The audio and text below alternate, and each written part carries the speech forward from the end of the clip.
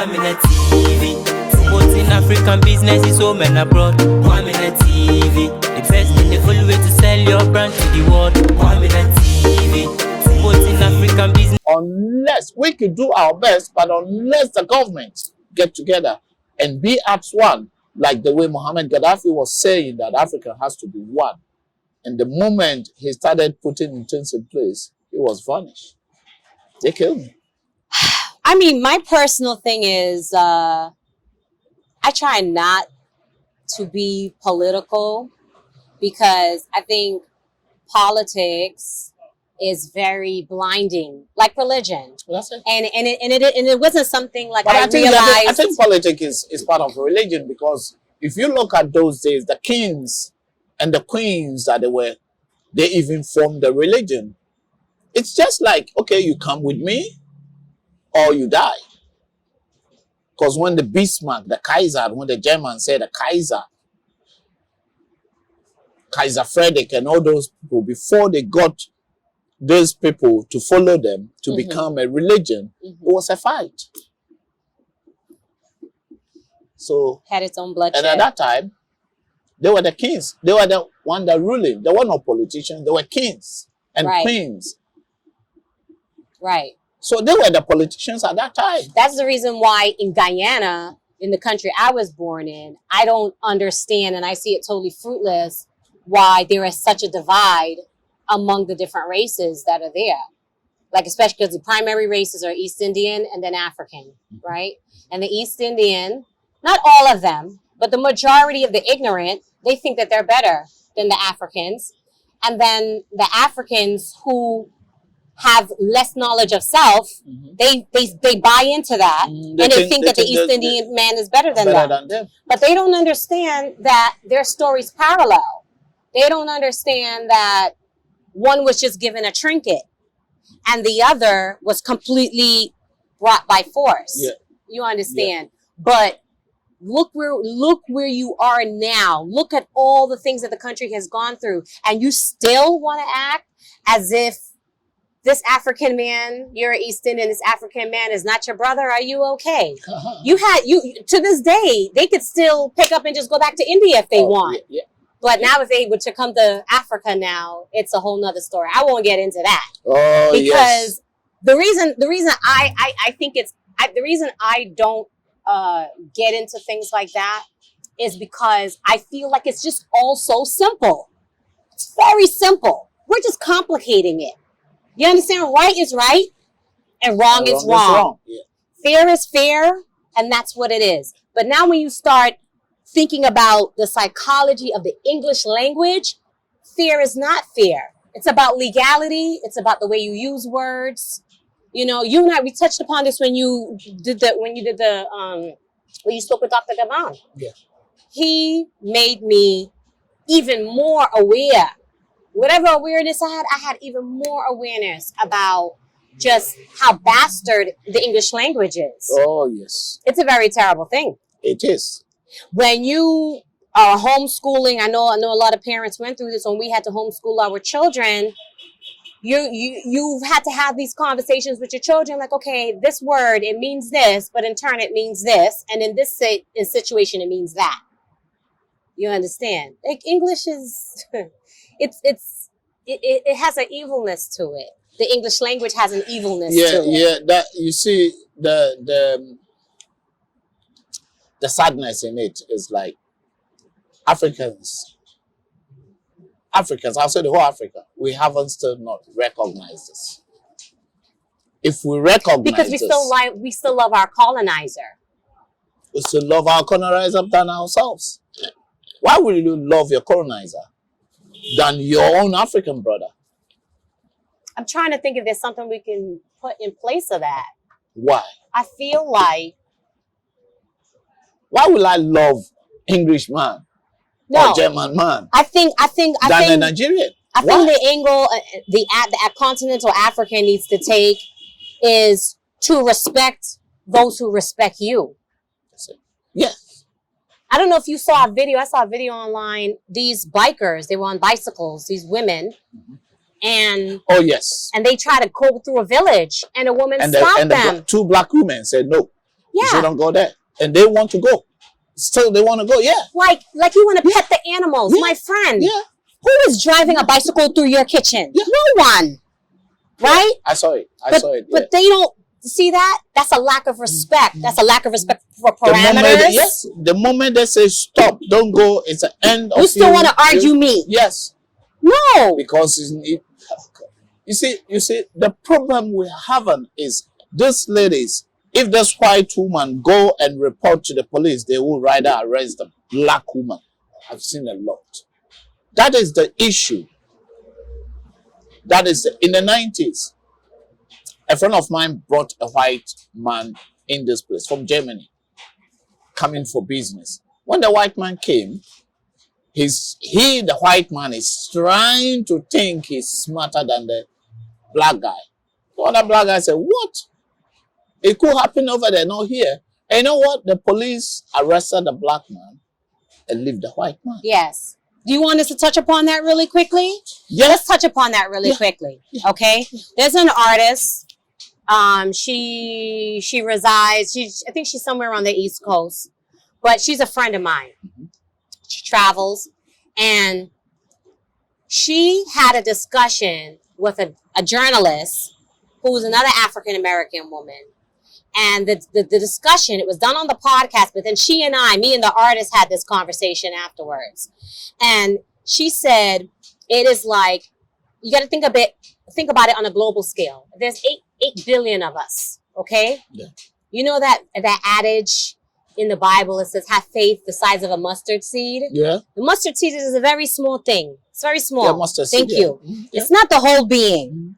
Now imagine if I have this mustard seed size of obligation to inappropriate white supremacy. Like it's just a little seed Yeah. with every single person. Every single person. Some people, this is their religion. So this makes up the whole of them. Yeah. Okay? But there's many of us, this is not a part of us, it's not part of our makeup, but we have this small little mustard seed of support for diabolical white supremacy. Yeah. Okay? Now, think about it on a mass scale, 8 million people. All we're doing, the minute we assume just because someone's skin is white, right? This little mustard seed of belief we have in them and their institution is fully magnified. So everybody's subscribing to this thing, whether or not they think it's right or not. I have been guilty of that. Someone tried to call me out. I was giving somebody some research information and they were like, oh, were you know, I don't even know what made them even say something like that to me because I don't say anything bad about white people, right? But I love my black people. I love the African. I love me. I love who I am, right? So they were like, oh, well, why would you listen to that? That came from a white man. No, because I'm not ignorant. I didn't say his research is incorrect. I'm just telling you that the powers that be that mess us up in the mind, where one brother doesn't believe the other brother because somebody with white skin came and started talking. How is that? How was that white okay? Jesus? Yes. Listen, if they want to believe in Jesus, that's fine. They just need to subscribe to a melanated one.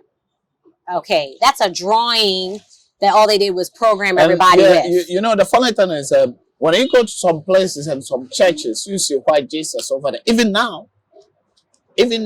You see, this is And why I don't go. So, yeah. You don't need to go inside. You just pass out of and you say white Jesus in front of the house. I know. There is some place that I drove there within last year. One of my distance.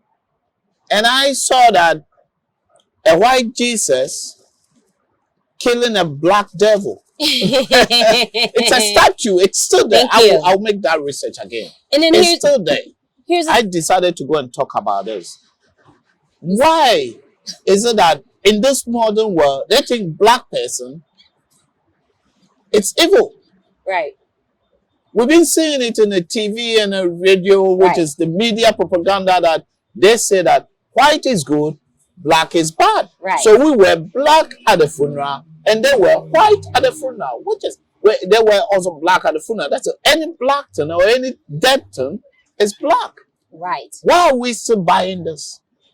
That's exactly what I was going to comment on was The same way how that picture of this white man is revered, that's the same way that a bad caricature drawing of a diabolical dark-skinned man is, that's how he's characterized. Like the more we believe in this white statue is the same way we believe in somebody damaging an avatar that's supposed to represent me or represent my father. I don't see him, like all of these caricatures. And I say caricatures because it's part of American history, right? I'm an interior designer, right? By trade. Oh, yeah. I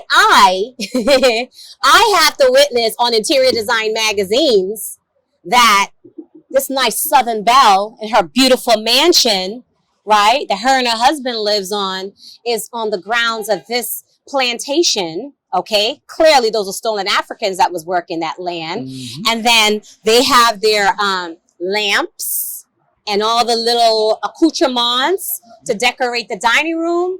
The statues are caricatures of how they conceptualize the slave. Yeah.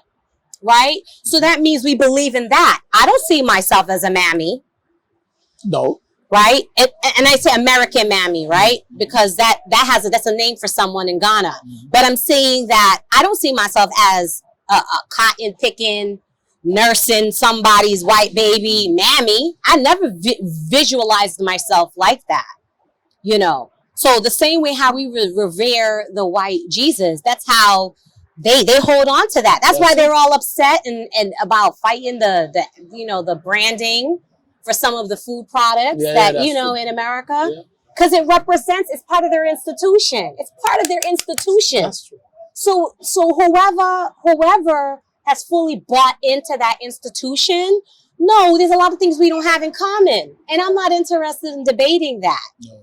Because whoever's going to find out, they're going to find out. Right?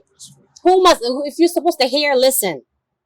If you're supposed to be enlightened, your spirit is telling you that you're supposed to be enlightening yourself and learning more. That's true. You know what I mean? But that you see what happens is we bring our children from the West Indies, from Africa, we bring them into America, we bring them to Canada, okay? They're not learning about West Indian history. They're not learning about African history. They don't know anything about slavery. They don't know anything about their own. Yes. Whatever they know, that's something I also discovered living there. I remember I was living in New York at the time, and I went to a book signing.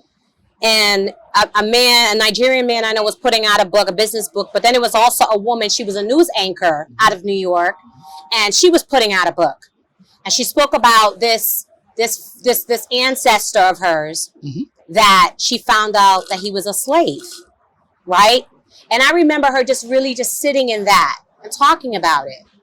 And then I saw someone else who was a notable author, and they spoke about it. So I asked an American girlfriend of mine.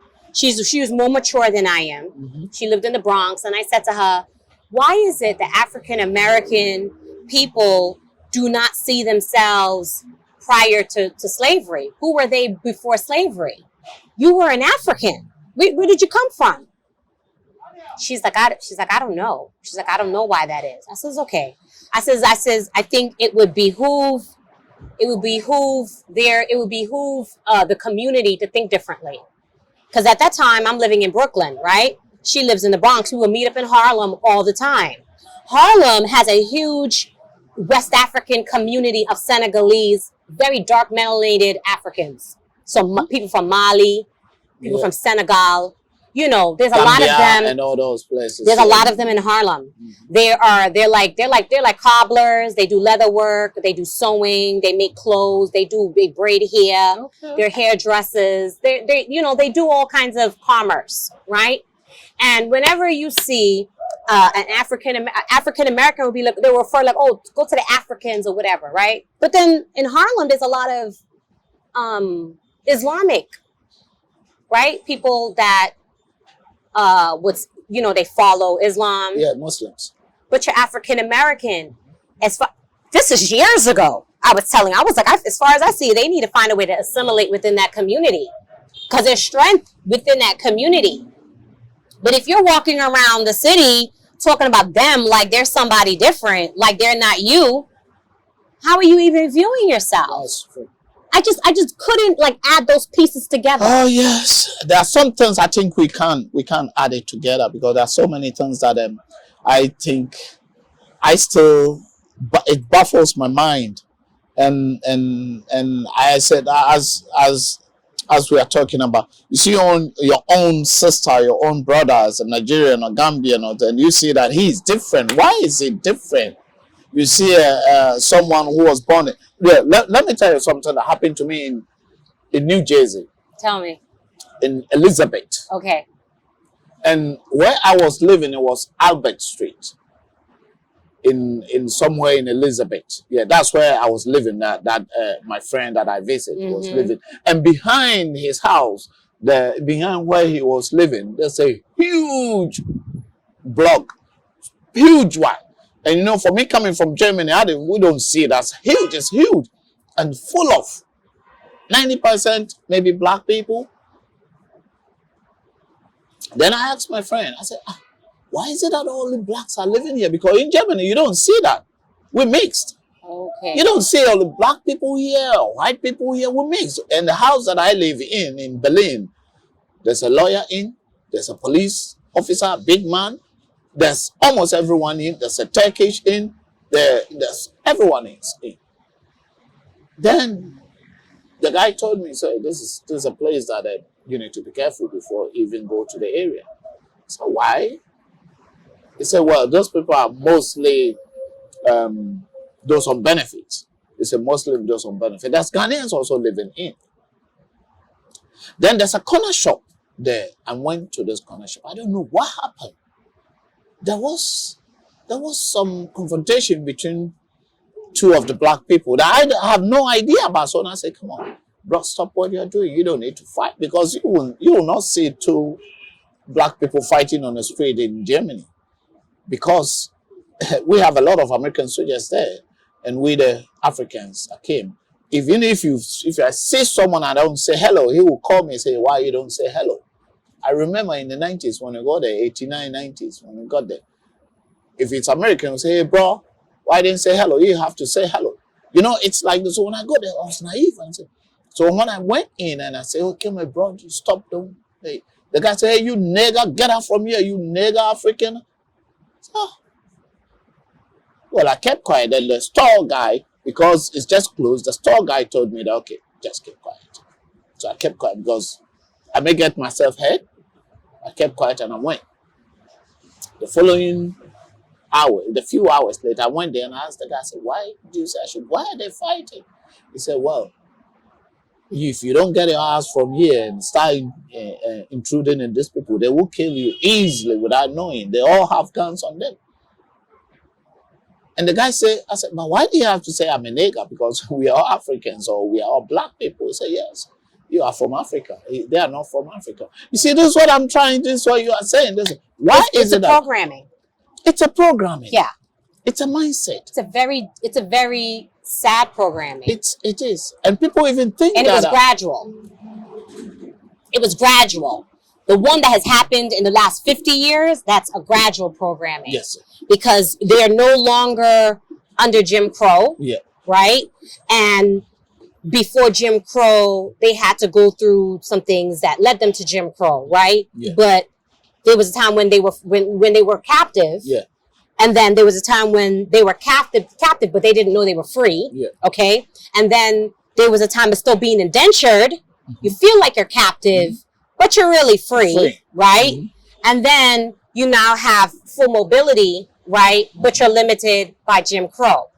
America, it wasn't until I spent time in Guyana, back home in the country I was born in, I realized, I think this was around the time they were just doing the election.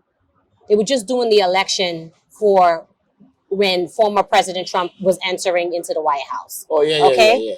And between Obama and Trump, the last time of Obama. Yeah. Mm-hmm. And it became very clear that I had to remind myself right? I'm in the Caribbean. Like, wait a minute, I feel a freedom that I know doesn't exist over there. Yeah. And that is because my brothers and sisters that are African American, they are maybe about 50 years only outside of Jim Crow. Yeah. Jim Crow is a form of apartheid. Yes, sir. Right? That's the reason why there's so many similarities between South Africa and North America. Right? So if you're in an environment where my people are multi-generational free, fought for freedom, right? Jamaicans, Haitians, Guyanese.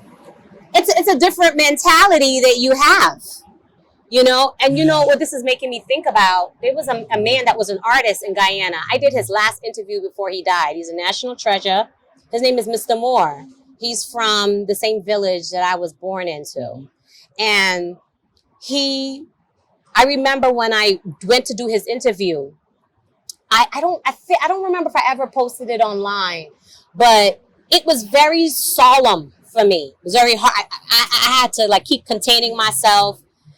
And I remember when I let my father know that I was interviewing Mr. Moore, my father, super religious, super, right? Dogmatic, Deep. Okay? Deep. Very deep into it.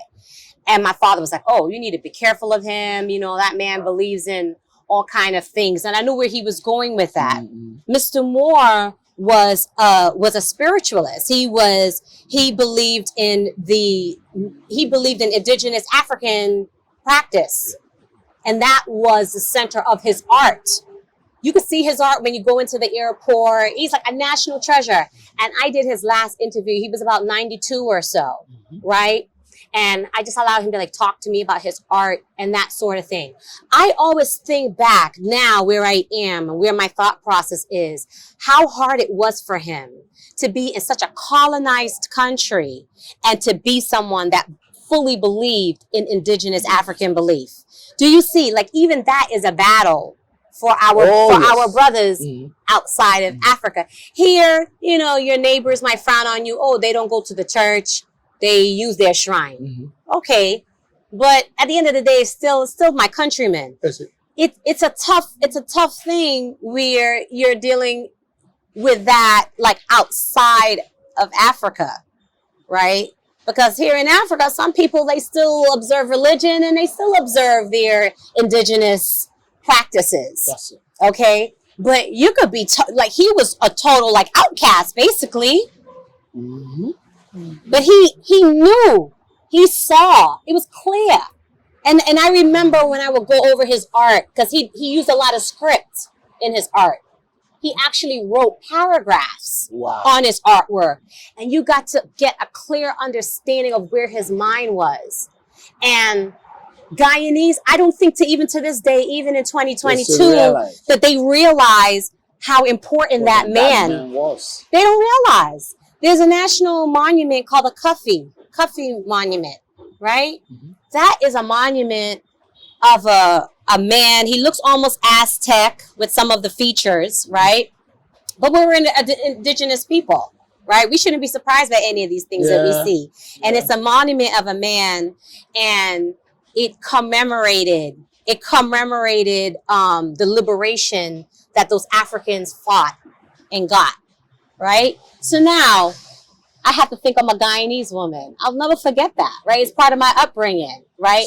But a large part of me being a Guyanese woman is being an African woman, okay? Because there's a certain sensibility that I was taught and was handed down to me and taught to me in just mannerisms, right? I went to school, the girls I went to school with, they didn't know how to even boil water. I knew how to cook a whole meal.